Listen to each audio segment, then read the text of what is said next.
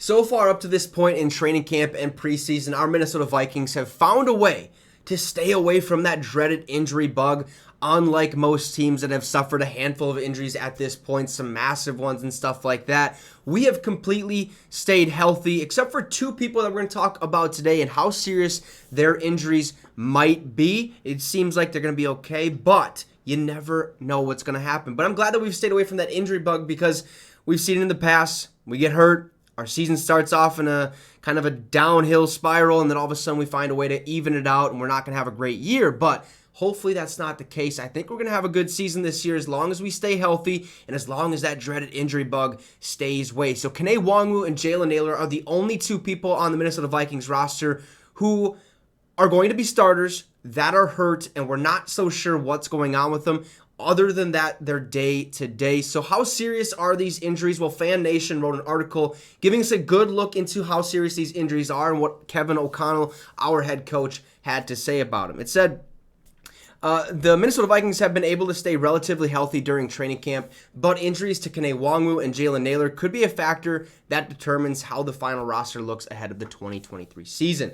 Now, both players did not play in the Vikings preseason opener against Seattle, and since teams are not required to issue an injury report, it's unclear how close they are to returning. But Vikings head coach Kevin O'Connell suffered a soft update in his press conference on Saturday, leaving Vikings fans to speculate on what could be the future of their roster. So, what's going on with Kene Nwangwu? Well, O'Connell didn't give an elaborate update on Nwangwu's status on Saturday, but did suggest he was trying to clear the final hurdles toward a return to the field. Here's what O'Connell said. It's one of those things where he's doing everything we're asking of him, just kind of working through kind of the last bit of discomfort there, and we're hoping to get him back on the grass sooner rather than later. It sounds like he's dealing with some type of soft tissue injury, basically like a bruise and stuff like that, so there is some discomfort, and the reason he didn't play in that preseason game and the reason he's listed as day-to-day and we're not rushing him on the field is because he's going to be our starting kick returner, okay? We got to keep that guy healthy. We know just how explosive Kene Nwangwu can be on those kick returns. Like, I can't remember what a 99-yard touchdown return or something like that. I mean, the dude's been able to prove that he can be a good kick returner in this league. And he's also battling for the number 2 running back position against Ty Chandler and DeWayne McBride. Now, DeWayne McBride, I don't think he's going to win that job. From what I see in that first game of the preseason, he's got some work to do. Ty Chandler, on the other hand, balled out. I love what I've seen out of Ty Chandler. Looked like he's gotten a little bit better than last season. Okay, he runs downhill. He's going to run right through you, not over you. He did show that he has a little bit of some elusiveness there in the pocket or in the backfield. We've seen that one time on the play where he just kind of whoop whoop and was basically ran for like 7 yards or something like that. But most likely he's just going to take the play as he sees it.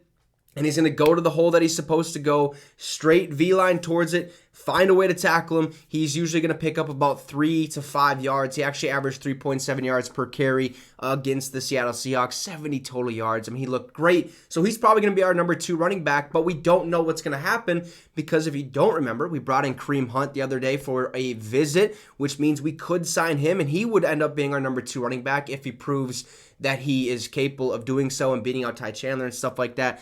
But Kene Nwangwu is going to make the special teams, okay? He's our starting kick returner. So we want to keep him healthy. We want to work through these injuries, get that discomfort level basically to 0, and then we can put him on the field maybe preseason week 3. Not 100% sure if he's ready to go yet. He could be, but signs are saying we're going to rest him, okay? He's day to day. As for Jalen Nailor, again, not too much. While Nwangwu's injury is unknown, O'Connell told reporters that Jalen Nailor sustained a contact leg injury in the early stages of camp. Now, O'Connell did not give a return date in Saturday's press conference, but did say that Nailor was getting some really positive news as of late. So this happened like it was like the first week of training camp, he got hurt, and then they said, yeah, he wasn't at practice, and they left it at that. There was really no updates on what's going on with Jalen Nailor, and we're kind of left like, is he okay? Is it serious? What's going on? It doesn't seem like it's serious at all, which is fantastic news. Here's what O'Connell had to say about that injury. Hopefully, he's turning the corner. It's one of those things where an initial diagnosis versus what it actually is. Okay, the most important thing is the guy like that who, is a tough guy that does everything we asked him to do. He'd probably go back on the field the day after if we gave him that opportunity. But, okay, we want him to be healthy and we want him to feel good. That means he's going to make the roster and we want to get him back to 100% before he sees the field. Further on in this article, if you read, they basically laid out that our number 1, 2, and 3 receivers, Justin Jefferson, Jordan Addison, KJ Osborne. Our number 4th guy will be Jalen Nailor if all things go the way they're supposed to go. And that leaves Blake Prohl, Brandon Powell, Jalen Reagor, and N'Keal Harry to kind of battle out for the rest of that depth chart behind that wide receiver in that wide receiver room. So Jalen Nailor has been turning some heads at training camp, or was turning heads early on. He has speed. He's shown it multiple times, at least in a punt return, or he's seen some late reps last season towards the end of the year and stuff like that. And I really liked what I seen out of Jalen Nailor. I think he's going to be a pretty solid slot receiver, can take that KJ Osborne role if need be and stuff like that. So we need these guys to be healthy as soon as possible, but we don't need to rush them in, okay? These injuries aren't serious, but we do know that these guys are going to make the starting roster, so why risk losing them for the entire year? Now, Kene Nwangwu, Jalen Nailor are going to be fine, okay? So they're listed as day-to-day as of this moment. Not sure if they're going to play